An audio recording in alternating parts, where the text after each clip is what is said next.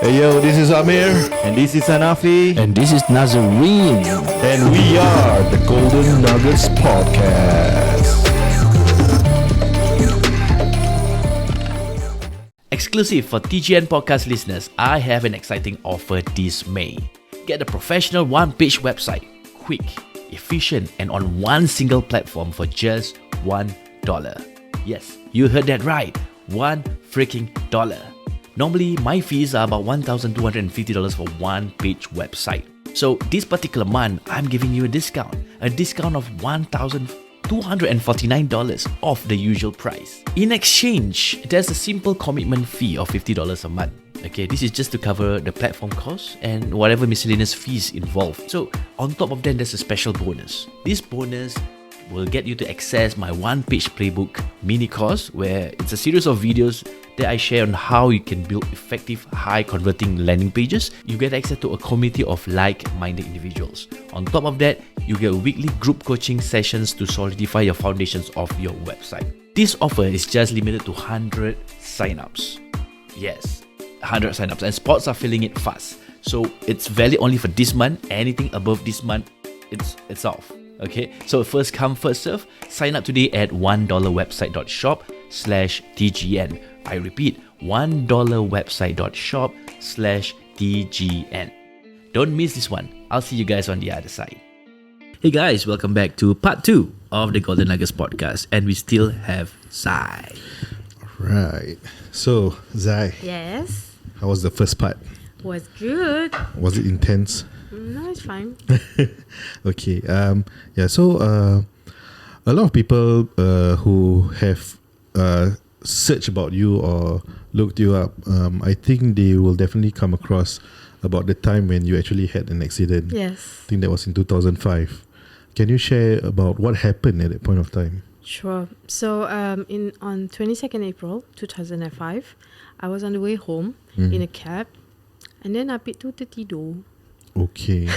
And then he hit the back of an army trailer, Oh. and I was with my best friend, and instantly I just couldn't move. And ironically, I was on the phone with my mom just before that. I cakap, "Mak, Zai lapar lah, Mak. Letak makanan boleh tak?" And I never made my way home.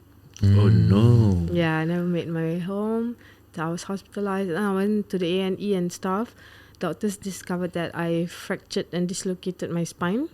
And eventually they were like, even after the operation, Zai will not be able to walk anymore. And then they said, even after the operation, maybe like 95% chance of walking again. And I recently discovered from my sister, she said that I could have died.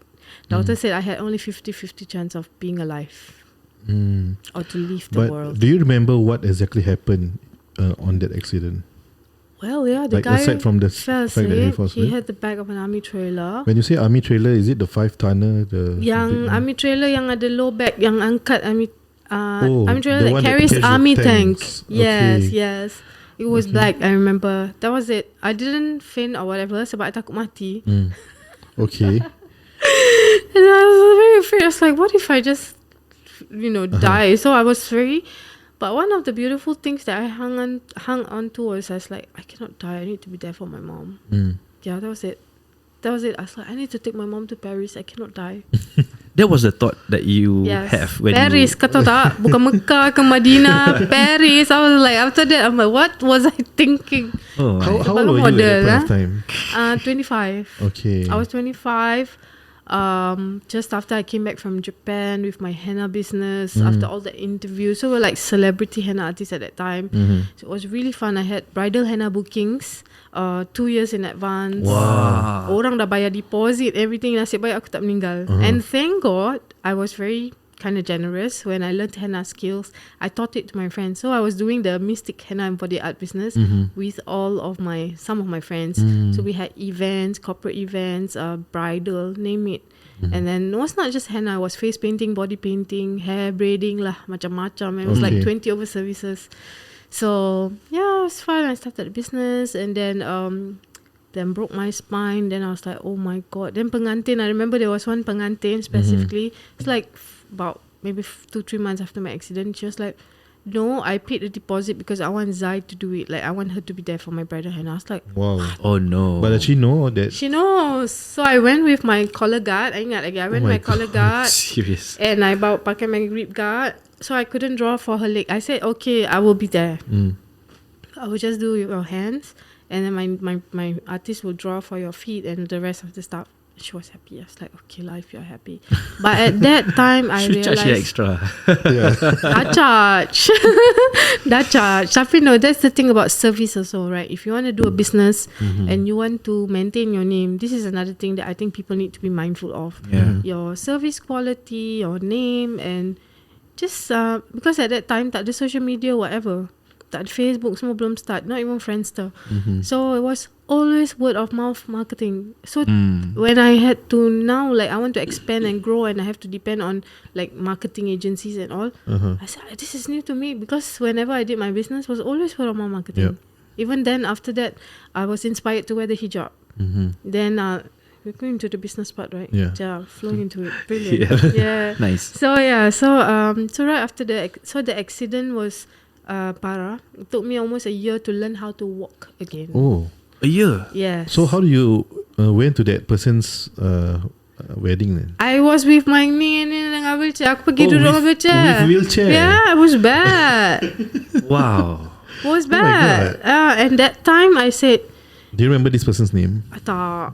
Wherever you are. Like, yeah, I remember the event. I don't remember the name or the face. Okay. But I was also happy because to me, I was very grateful. Hey, I can still go out and do this. So, but at that time, I remember, I kept thanking God, Ya Allah, you are the one. Say, Ya Allah, you are the one who's moving my hand, giving me eyes and strength to do this. Because la hawla wa la quwwata illa billah, right? There's no strength and power except from Him. That was when I had that big realization. Then when I had to go to physio and learn how to walk again and all again. I was like, we take all these things for granted. How we sit, how we stand, how we walk. So nak kena banyak-banyak syukur lah. Gratitude. Yeah. Attitude of gratitude is key. Yeah. A lot of people who have never experienced such things, it will be difficult for them to have that kind of gratitude. What will be your best advice for them? Actually, it's very simple. If you haven't gone through anything, go to the grave, go to the cemetery and see how peaceful and quiet it is. One day, that's our home. I just went to the grave just now to visit my mom. That is going to be your home. Or actually it's a hadith or something, right? Go to the hospital. Or just like one of my friends, she passed on, I think 2 years ago. She was in her 30s. She suddenly became blind. Oh no. Suddenly blind. Jen. What happened? Sakit. Then suddenly one of it was blind, like nerves or something. And I remember she said something, the retina and the nerves, like, I don't know lah, I forgot the term. But when she said, I was like, you mean such things can happen to people? Yeah. It's very syukur. Nowadays when I look at the moon, I say, Allah, I can see the moon. Of course she's not alive, but when she was alive, I said, Jen can't even see how beautiful the sky is today. How hard can it get? Like, we need to be aware. But then again, how do we have all this time for all these fluffy bullshit things, right? To a lot of people, it's like, who have time to look at the clouds and the sky and how green is the tree and blah blah blah. People need to have financial stability, the least. So, but if you are worrying about the bills, worrying about money, now we're talking about financial literacy. It's so important. Kalau kita tak ada stability, you have to keep worrying about things like, who's going to pay the bills? Going to do this? Because you have no time for all these fluffy bullshit things that I enjoy every day. Sit down, have coffee, write 10 things I'm grateful for today. I have a journal. Yeah, I do that. Especially when I feel like, okay, I'm only human, okay? I'm a motivational speaker, but of course I get anxiety or scared or depressed. I'm like, how shit is the world today? Of course I complain a lot. But then in me complaining, it says how I turn my pain into power. I say, okay, I'm not satisfied. What am I going to do now? What can I do about this today? Okay, get up and take action. So this is how, if anybody have any idea, you want to take action, you want to start your business, you want to date someone, you want to travel to this country, whatever it is. Okay, how can I switch this? How do I switch this? The switch is very important. From gratitude. Yeah. So the mystic arts and Mystic henna and body art. henna and body arts. Yeah. That's your very first business. Correct. What other businesses have you done? So after I broke my spine, within that 1 year, nak dekat 1 year anniversary, my rebirthday is actually 22 April, which is this Monday. Okay. Let's celebrate. Yeah. So it's my rebirthday. I asked God, like what should I do with my life? Like that's when I learned I can move from victim to victor. Okay, that's one thing. So then that was the same time I started talking to God a lot. I'm like, God, why didn't I just die from this accident? Sebelum accident pun sama, lepas accident pun sama, friends, emotional instability, and of course, money was. Of course, I had to go for physio and all that. I couldn't make money. And once I had only $20 in my corporate bank account with my best friend. Oh. Wow. I was like, then she called me and tapi yang tu when I was calm and cool was after I started talking to God. I was like, God, that was inspired to wear the hijab. So that's when I started traveling. But anyways, about the bank account, I said, don't worry, God will help us. He helped us all along. What will happen? Time tu dah zen lah. Time tu dah masuk zaman zen pula. So I have 2 modes, Sufi mode and millionaire mode. Yeah, so just so you know. So anyways, I was inspired. I went to Darul Arqam to relearn Islam. Okay. Though I was a born Muslim. Sebab I know kalau I pergi masjid, I will gaduh with the ustaz. Okay. Not because I want to be rude, but I wanted to know the truth. Yes. Don't teach me like 5 pillars of Islam, 6 pillars or whatever. No, I want to understand the essence of it. And this is what I want to share a bit to us, to all of us. If this is one and the only golden nugget. There's a difference between ritual practice versus spiritual practice, which we all lack. Sebab kita solat is physical movement. Yeah. But when I went to learn Arabic, I realized the word solah is from the root word. The root word is swat and lam, which means connect. Okay. Which is the word. Then when the teacher said connect these words to these words, then I'm like, wait, that's the root word for salah. So that means salah is not the movement. Salah means to Connection. with your creator. Then I'm like, okay, something is happening. This is cool. You know, so it's not the ritual which our kids get bought off. Alah, dia ni solat tapi sama je. I don't want to be like them. Why wear the hijab? I don't wear the hijab. My heart is clean. You know, I used to say all that. Then I said, no, there's something deeper about our deen. It's so beautiful and so simple and so strategic. But what went wrong? How it's taught. So then slowly I got more up, and as I was learning, I got tired of everything in Singapore, and I was like, halas, I want to travel. So I reverse psychology my mom. I say, Mom, you don't know that every ayat and huruf that I read, you will get pahala? So yeah, I'm going to Jordan to learn Arabic. So if you don't know how to manipulate your parents, you can use this trick. Yeah.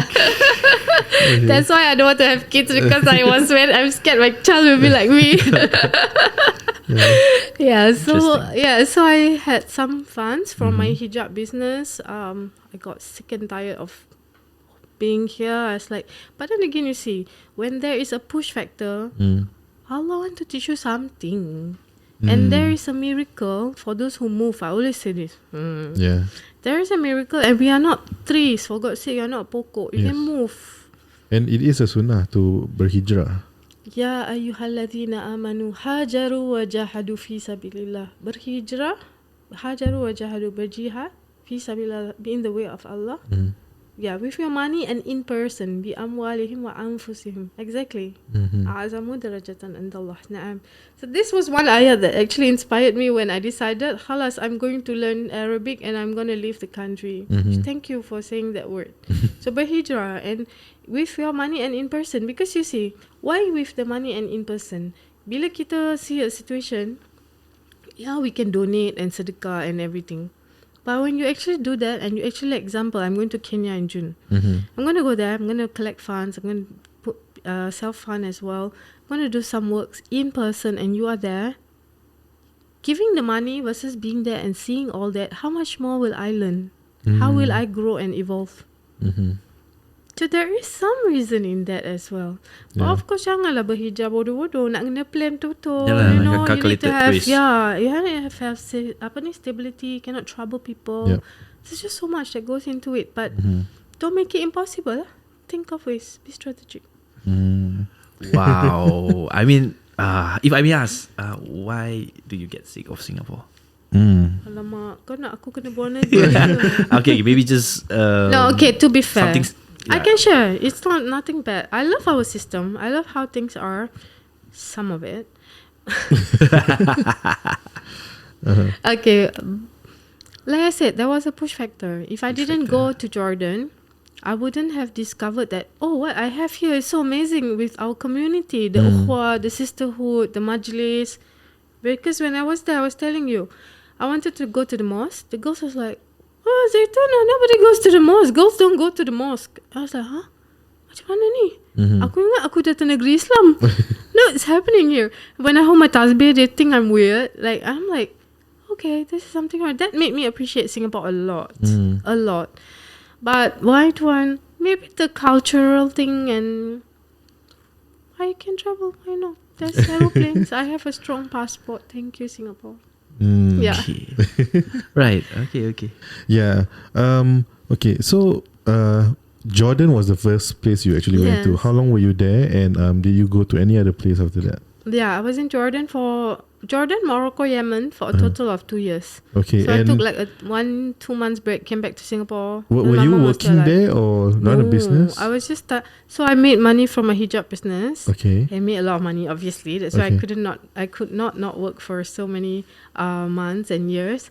So I just went and had savings and Live study. by like Yeah, just study. I studied very hard. When you say you have a hijab business, you bought from there and then you sell it in Singapore. Everywhere. So after my accident, like after a few 1-2 years, after I started looking for God and was inspired to wear the hijab. So how I started the hijab business was interesting. So I was traveling. I was in, where was I? London, Cyprus, Syria. So then I saw a lot of people with a lot of hijab styling that time. Yeah. I was like, cantik, very interesting, very interesting. Then remember I was model, right? So to transit from non-hijabi to hijabi was very difficult. I was like, alamak, I want to wear hijab, but I don't want to look like an auntie. So then, so when I saw all this stuff, so I bought stuff from when I was in Syria, in Hamidi Souk. It was so cool. So I bought some like serkop, some shawl. I bought some stuff for myself, and that's another thing about turning passion into profit. When I travel, I always find nice stuff. Then I put on my Facebook ke mana-mana, and then people will buy. That's how I cover my trips. My trips are normally paid for. Nice. Yeah, so Syria was very useful. So I just buy some stuff, and then I put it on Facebook, and people wanted more. So I was like, okay. Then I had some friends who were studying in Syria at the time. So that was how I got them to deliver stuff to me. All the students came back, and they were like, fly back some stuff. So I paid them some money, paid for the goods, and that's how my business started. So that's the thing. Okay. There was a problem. I wanted to wear the hijab but not look like an auntie. That was the problem. So I found the solution while I traveled. So I became the solution provider. So this is the key to entrepreneurship as well. There is inside of all of us, we solve everybody's problem every other day. Yeah. So that's why I share and turn your passion into profit as well. So find the problem, solve the problem. Halas, there's at least 10 more people out there in the world who need that solution that you just found. Ta-da, that's how you make your first money. Okay. Awesome. I love it. That was 2 years of your life. 2 years. Oh no, the hijab business was before that. So the Arabic was 2012 to 2014. Just before I returned from Yemen, I called my mom. Then she was like, sudahlah Zai, balik lah. Nanti mak dah meninggal, kau boleh belayar lah. Red card. Okay. I know red card too, guys.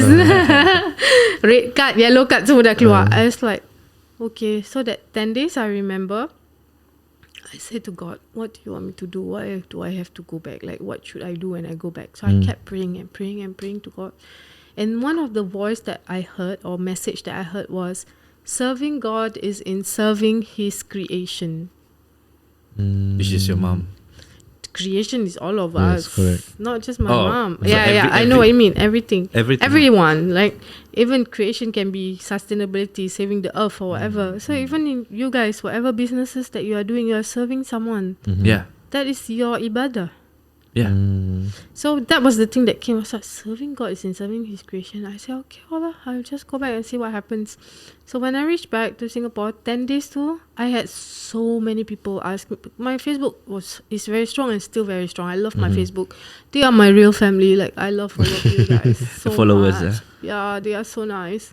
Until today. So a lot of people ask me questions like, how do you pick yourself up after the accident? How do you learn do your business? How do you henna lah? Macam mana nak start business lah? Macam mana nak buka business lah? Akra kan senang. Pergi je 5 minutes. Faster than opening your Facebook account. So when everything came together, I was like, why I keep repeating this? So again, in life, when things keep coming to you, there is a calling. You need to do something.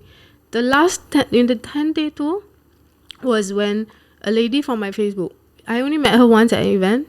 She came she wrote to me, she said, Zai, I want to talk to you. And I selalu kena gini tau, aku solat tahajud, aku nampak muka kau lah, aku ni lah, aku ingat kau lah. My Chinese friends. And how you balance your work and your spirituality? I want to learn from you. Cakap bagus. Aku ajar dia, Allahumma ya nur ya hadi ya haq.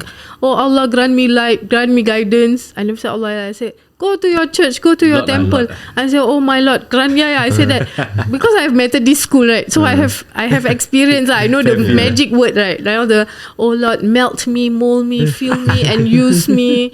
Oh Lord, grant me guidance, nur, light, guidance, and your truth. So yeah, this always happens. Like. And it went well. So funny. So that lady who contacted me, in her 30s, Muslim woman, I think she was Malay or something. She said, I want to talk to you. I said, okay. I called her. Kepo kan. Tadi kan saya cakap mak kepo. Call. And then I talked to her in the 10 minutes.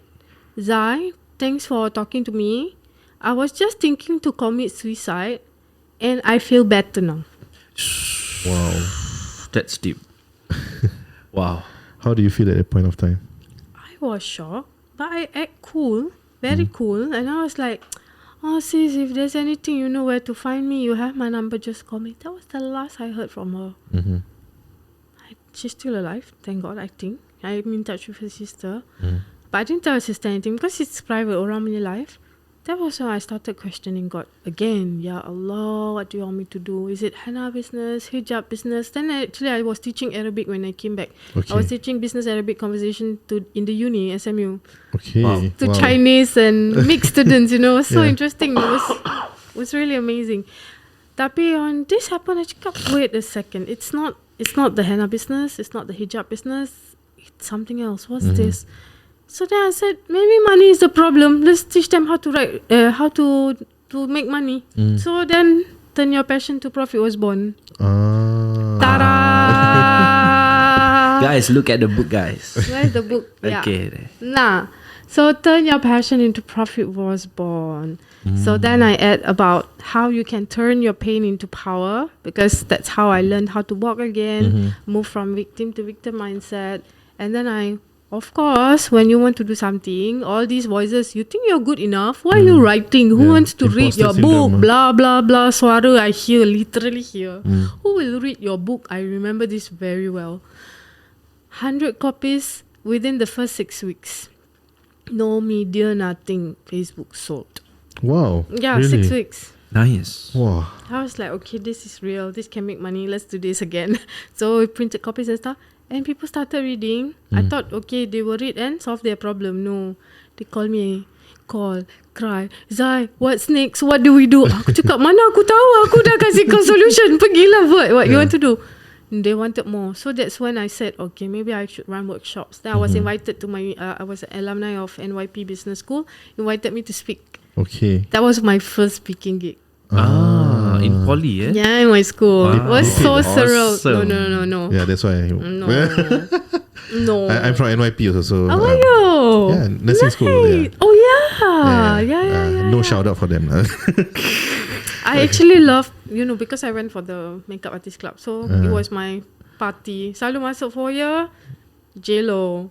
Yeah. My first poly is Temasek Poly, so really? I have more attachment to that lah. Okay, Yeah. that's attachments issues. It's another podcast. Yeah, can talk about that. Yeah. Anyway, so I wrote the book. Then that's when I started out with. This is another thing I would love to share. I started out with focusing on woman empowerment. Kan, pasal everyone woman empowerment. It was a trend lah. Ironic, it's still it's drama club now. I call it. So and then I realized that as much as I'm helping the women and the girls and stuff, our boys need support. Yeah.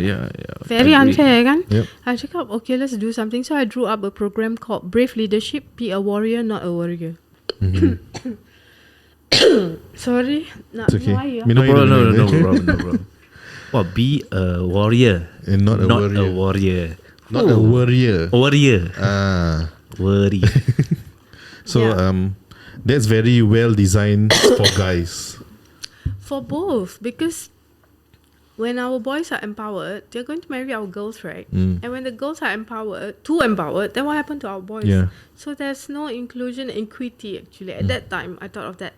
Lepas tu, the Brave Leadership, as I was running a program for the kids, I had alah nak batuk lah. It's Batuk okay. dia, batuk It's dia. okay. I can hear myself laughing. Actually, I have this very bad cough, which I'm surprised I haven't coughed since just now.